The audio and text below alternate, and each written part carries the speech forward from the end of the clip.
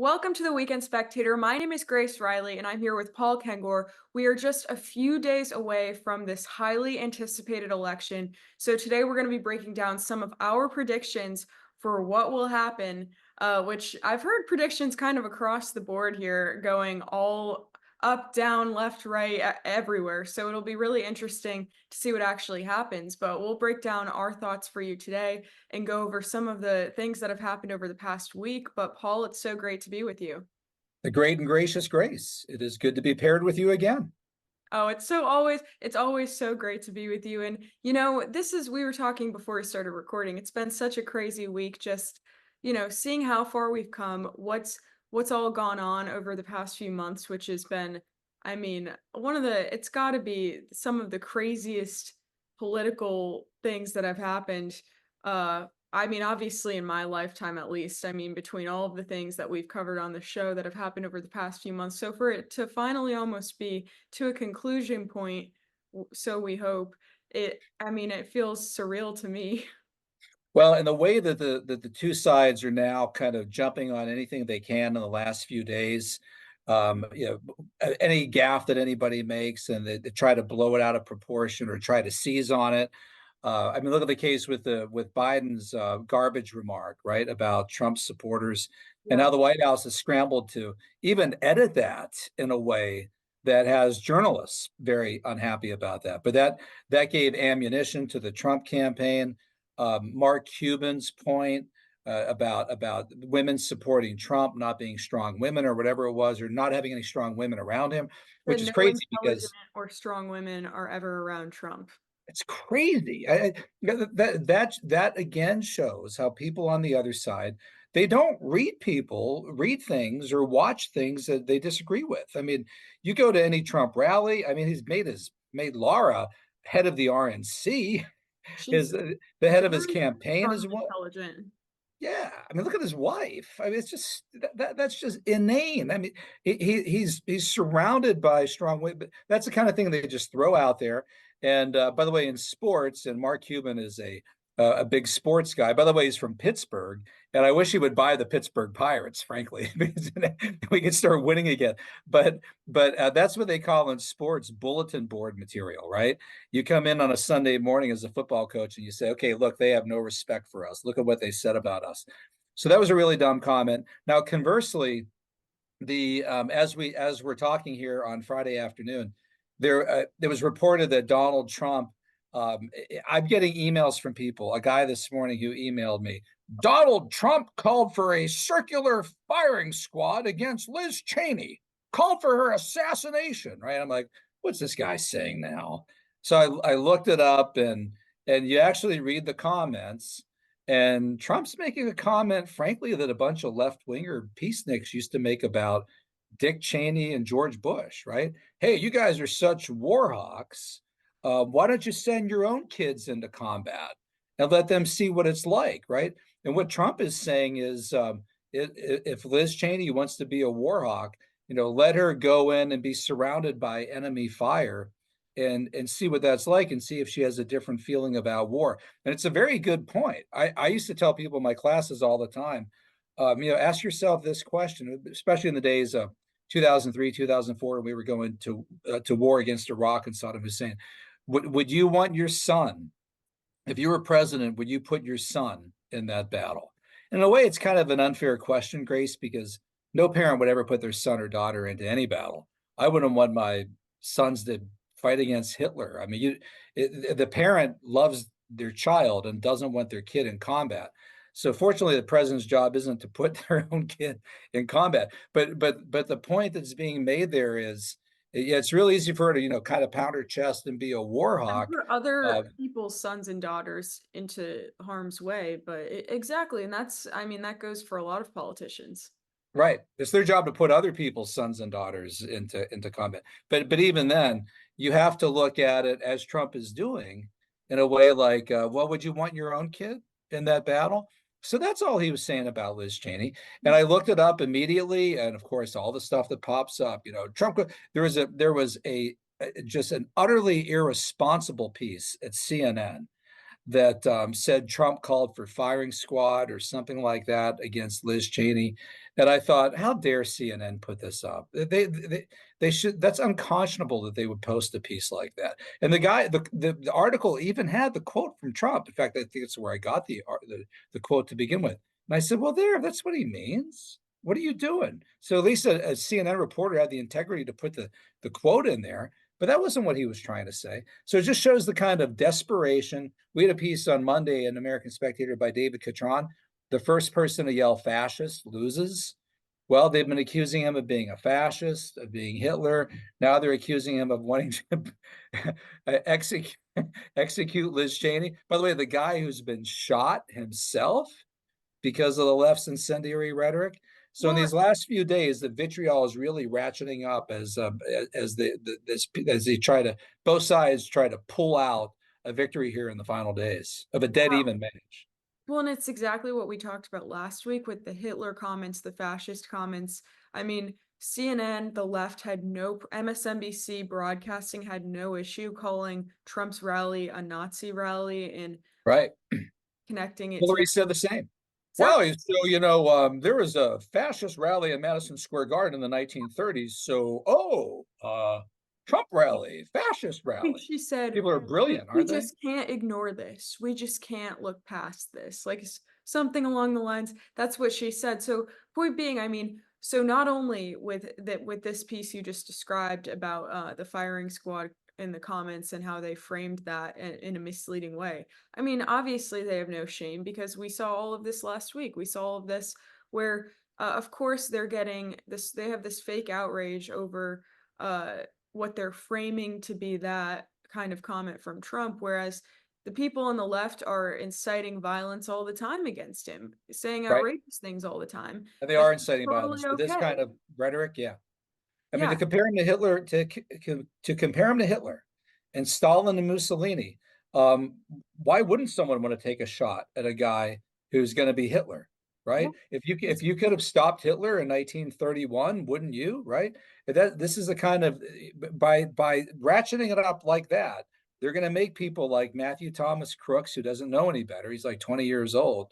Think I got to stop this. I got to stop a Hitler takeover of America. What And yeah, yeah, Yeah, what I don't get is the selective memory loss of so many Americans where they forget that we've already seen Trump in office and none of these things happened. I mean, right. it's like people are looking at this like it is two new candidates, and it's the selective memory loss of the fact that we had Trump in office for 4 years and he did none of the things that the left had said he would at the time. Back in 2016, 15, 14, they were calling Trump the same things that they are now. They were comparing him to Hitler. They were calling him a dictator. They were saying all these different things, saying he was going to take away women's rights, all sorts of things.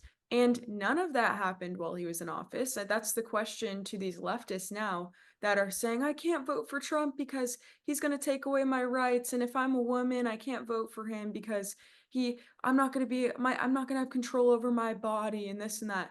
Well, what did he do when he was in office? He didn't do anything. It That gave you your COVID. It gave them the COVID vaccine that they loved and adored, exactly. right? Yeah, That exactly. they tried to force everybody in the country to take. All talking about democracy and tolerance and everything else, right? If you have a religious exemption, a conscience exemption, conscientious objection, if you have a medical exemption from your doctor, they were going to try to force you to do it anyway. Yeah. He gave him the vaccine that they genuflected before for under Joe Biden for 2 years. So they should have been thrilled about that. The only thing they can come up with is what happened at the very end with January 6th. And Mhm. then they have to somehow make that into another 9/11, another Pearl Harbor, or to quote Kamala Harris, the worst assault on our democracy since the Civil War, right? So that some of them might be yelling at their screens right now, me and you. Well, what about January 6th, right? Okay, even taking that as your argument, uh, prior to that, how did he behave as Hitler? Right? How did he behave as a fascist? And if he wasn't going to leave office um, at the end of his term, why didn't he do it then during And the also, January 6th insurrection? 2029, folks, if he gets elected, he's going to leave. He's going to be in his early 80s. He's not going to barricade himself in the Oval Office with the Marines. It'll be over, and we'll probably all get back to normal with more normal candidates on both sides. Well, and that's the thing. I mean, they pull this stuff out of absolutely nowhere to create all this hysteria and alarmism amongst people on the left so that everyone's scared to vote for him because they are so scared of him. And it's actually just completely insane.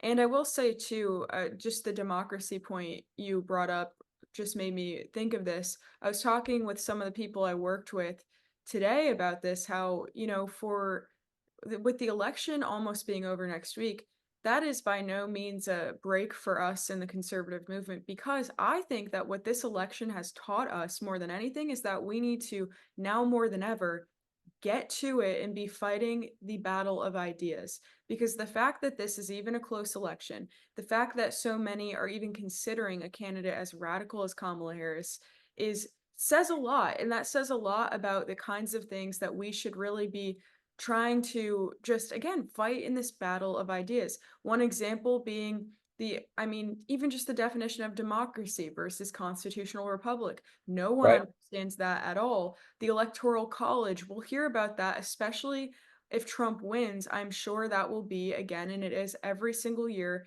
that the Democrats lose. That comes up, and it's the popular vote should determine everything. We should just be a democracy. We should scrap the Electoral College. We should pack the court. So those are real ideas that have way too much traction. People, even on the right, get fooled by them because so many are uninformed, especially in my generation. The older generations, I don't think, have that much of a problem, but the younger generations have no idea why we would use the Electoral College. They don't know the steps that the founding fathers took to get to the Electoral College and why that was chosen over more of the straight democratic system. So that sort of thing, I think, really needs to be a priority because those are the issues too that could easily make or break here. Yeah, as we talked with RFK Jr. at the gala, right, the American Spectator gala a few weeks ago, he said the left believes they have to destroy democracy to save democracy, right? So they have a completely undemocratic Democratic National Convention. They will pack the courts. They will double the size of the courts, right? The Supreme Court to get what they want. And really, with so-called abortion rights, Trump has really made it more democratic by well, the Supreme Court has the Alito ruling and the Dobbs decision in June of 2022. By turning it back to the states, you definitely make it more democratic on a local level And for the other, people who that's one of feel. the Look what biggest, Ohio did in Kansas. Right? I yes, mean, and those are much more liberal laws than anybody expected they would do on abortion. yeah, and it's one of the biggest lies and misconceptions floating around in this campaign. It says a lot about Kamala Harris that she's made abortion and her love for it and her radicalism for abortion. She's as radical as you can get on the issue, a corner piece and center stone of her campaign, where one of the most commonly brought up issues for her is abortion. I think that that's very bizarre. It's really bizarre. I've been For thinking a lot about this, Grace, and I almost wrote a piece on it for us, and I still might. It just really struck me in the last week or two. She doesn't have any kids of her own. nope. She has two children, and they are Doug Emhoff's children, so they're stepchildren. She doesn't have any biological children. Now, I mean, Hillary Clinton had one, Chelsea, and most women on the abortion issue who are like pro-choice when they're younger, the data is very clear on this. Once they're married and having kids, they totally flip on the issue and become pro-life and vote Republican. She's now way beyond that. She's probably at the age where maybe she can no longer even have children. I don't know. I'm not her doctor, right? But I mean, I don't know if she's past menopause. I don't know. Just I be think she's, specific, I would say, right? yeah, I would Yeah. very, How old is she? she's like 65. Right. So yeah. So she probably is. She obviously looks good. She's in good shape. She's healthy. But I would assume at this point that she's not only has never had children, but she's never going to have children. And so she doesn't really.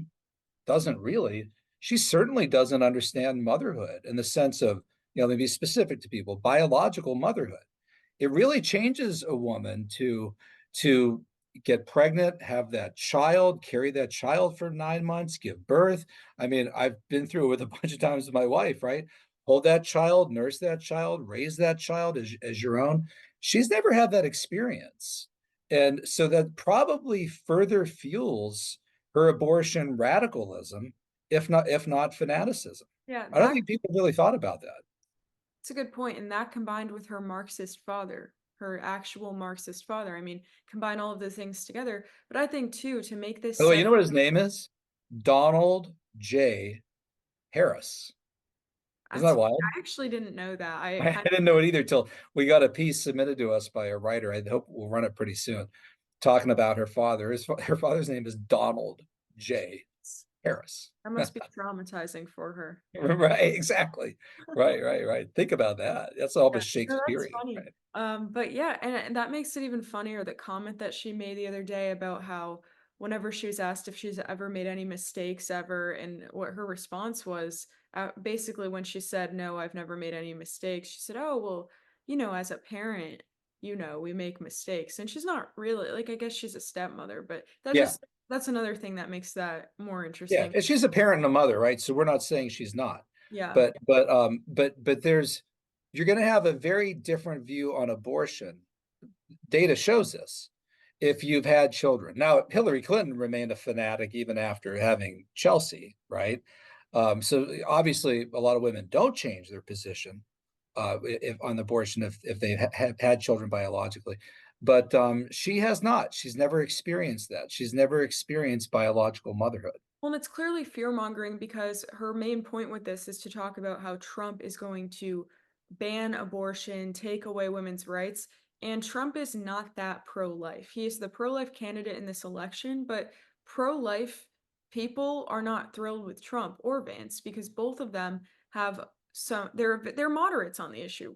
I mean, is the Right. way to describe it. They're Especially actually now they've turned it back to the states, right? they've turned it to the states. They are completely moderates on the issue, so it's crazy to be saying that Trump is going to ban abortion because a lot of pro-lifers wish he would, and he won't do that. And also, I think what people forget is that's not, as the president of the United States, this is not the primary responsibility of them. I mean, obviously they can put people in the courts, but why does this become the biggest issue? I don't know. Obviously, life is a priority Because and she's important. obsessed with it. That's why. Yes, we should She's be obsessed talking. with it. So I'm sitting there watching a Steelers game on Sunday with my sons, and we're getting abortion ads shoved down our throats for 3 hours. The whether it's Sherrod Brown in Ohio or Casey Jr. in Pennsylvania, he ought to be pro-life, but he's not. He repudiates his father's Planned Parenthood v. Casey. And here's a Harris ad with some woman from local whatever Planned Parenthood clinic. She's a doctor and she's talking about choice. It's like, get out of here. We don't care about this. Yeah, But that's like her sacred ground it for is, con. which says a lot about her and her priorities. But and we're nearing the end of our time, but we've got to give our predictions on what's going to happen. I'll Yeah. I've seen a lot of kind of going either way, where it seems like it's a very rare polling situation, even with the swing states, saying that it could be a very slim margin for a landslide either way, depending on what happens, which is very interesting. I think after looking at everything, analyzing everything, I think that Trump will win, but I don't necessarily trust the system either. And I would not be surprised if we don't know election night, which is Right. something that is extremely problematic and worth bringing up because the fact that it's accepted and normal now that and tolerated that, oh well, we may not get the results for a while. Pennsylvania said, oh, we may need 10 days, we may need all this time. The great state of Pennsylvania, who runs their elections so well, obviously. Right. I mean, Right. all of a sudden, to have all of these things be happening, and especially when the Democrats clearly want non-citizens voting and are against voter ID, which is absurd and makes absolutely no sense. I think that's discouraging to a lot of Americans, obviously. So we'll have to see what happens with all of that. But I mean, I do still think I think Trump will win, but a lot of people are talking about, well, then are there other tricks up the Democrats' sleeves over the next few months to make things more difficult and more try whatever it may be. But I think he'll win. But I wouldn't be completely surprised if something happens the other way, as I just kind of mentioned. Well said. No, I agree with that. I did not think he would win in 2016 or 2020. In 2016, he ended up running the table on the swing states, all by narrow margins. Mhm. Now, in 2016, he was down to Hillary by 2 to 3 points. In 2020, he was down to Biden by like 6, 7, 8 points. This time, he's actually leading in the Yeah. popular vote. And the latest that I looked at, the Real Clear Politics average, I think he's up about 0.4, 0.3%. And last Friday, the previous Friday, he caught her, he tied her. And then I remember on the Saturday, he was up like 0.1. And then it literally went up like zero point 0.1 a day, like zero point 0.2, zero point 0.3, 0.4, zero point 0.5. I think it was like 0.5 on Wednesday or Thursday of this past week. And then went down to 0.4, maybe now it's 0.3, 0.4, something like that. She's done better in some recent polls. But, a really interesting statistic pointed out by our Daniel Flynn, and people watching this, subscribe to the American Spectator so you can get Dan Flynn's daily email. It's wonderful. It's really good. And Dan quoted from Nate Silver. Nate Silver said, this is fascinating. According to Dan, um, if Kamala doesn't win the popular vote, she has only a 1 in 300 chance of winning the Electoral College. All right. Trump, on the other hand, we know he did it with Hillary Clinton. He could lose the popular vote by probably 2 to 3% and still win the Electoral College. Yeah. All right. So the fact that he's leading her outright in the popular vote is really bad for her, really good for him. And as our George Perry's been pointing out in his pieces on Pennsylvania, he wrote a really good piece we talked about last week on the submerged Trump voter. Trump usually outperforms the polls by about 5 or 6% in Yeah. 2016 and 2020. So this could actually end up being, I don't want to say a landslide, but I mean, a landslide. Reagan was a landslide, right? Yeah, but, But or a landslide enough where this isn't that close, I think. right, where he wins 30, 35 states, maybe in addition to running almost all the swing states, maybe even winning New Hampshire, New Mexico, possibly Virginia, Yeah. maybe even Minnesota. I mean, if he gets down to that level of those four, you're looking at him winning like close to 35 states, and that would really be significant. And in response to this, maybe here's a closing thought from me. I'm going to write this, I think, in my piece for Monday or Tuesday. I would tell Trump supporters, enjoy that while it lasts, because the left is going to lose its mind. They're going to go absolutely crazy if he wins. So, and I would tell the Trump people, how do you overturn an election? Like this, right? You win. You win outright. But enjoy it while it lasts, because the left is going to go bonkers. Yeah, no, that's so true. And I just think too, looking at everything, I think again, the message to Americans and conservatives is that if the left loses, not only are they going to go bonkers, but that means especially that we need to step up and be advocating for our ideas better and trying to communicate, especially with young people, because as we've talked about before, and as I've said before, even if he wins now, I don't think that that means much for the general diagnosis of the direction of our country because of the amount of people that are aligning themselves with the radical left. So I think it's so important. And also, there has been excellent early voter turnout, which is pretty unprecedented for Republicans. But this election's going to be decided on election day. So election day turnout is essential, and it's essential that everyone makes sure they prioritize getting out and voting and bringing their friends, family, and not sitting it out. No Hey, matter. hey, remember November 2022, right? In fact, we had at our Reagan lecture Newt Gingrich at that time at Grove City College, and you were there. I Didn't was, Newt, yeah. I not interviewed to him. pick on Newt, we love Newt, but didn't Newt, he predicted something like a But 50 yeah, seat, yeah, Republican majority, and he wasn't alone, and he had good reason to think that, and that ended up not happening at all. So it depends on turnout, right? Above all. And I would also urge people, uh, your ballot security. You got to do what Georgia has done. You have to do what Florida has done. Is the left going to call you a racist? Yeah, but they'll also call you Hitler and a fascist. This is what they do.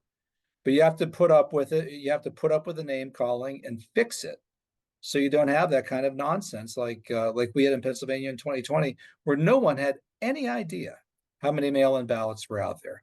We still don't have any idea how many were out there, really. Yeah, and it looks like it's gonna be a mess this year, which is absolutely unacceptable because Yeah. if that was gonna be used as an excuse 4 years ago, they had 4 years now to fix it. And the other thing I wanted to point out before, but we kind of got off track, before we closed, was that as you all remember, we didn't have these problems years ago. The whole, oh, we can't know the election for a while. We just can't count all the votes that fast. That has started during COVID in the last election cycle, and then now we're hearing that that might happen again. But we were perfectly capable of, counting the votes and deciding our elections in a timely fashion before. So Mhm. what's going on? I mean, Right. it's Why has computers made it more difficult? yeah, and Right. if the way that we're doing it now is not as efficient as before, why are we doing it this way? Right. Those Right. are the questions that need to be asked, and obviously we can infer the answers a bit, but I mean that points to how crazy it all is. But we'll see, and when we see you next week, we'll know hopefully. I mean, who knows? I guess Yeah. maybe we won't know, but we should know. I would think by this time next week we'll know, Mhm. and there will probably the left will probably be rioting. You know what? I think so too, and I think we'll hopefully have good news when we talk next week.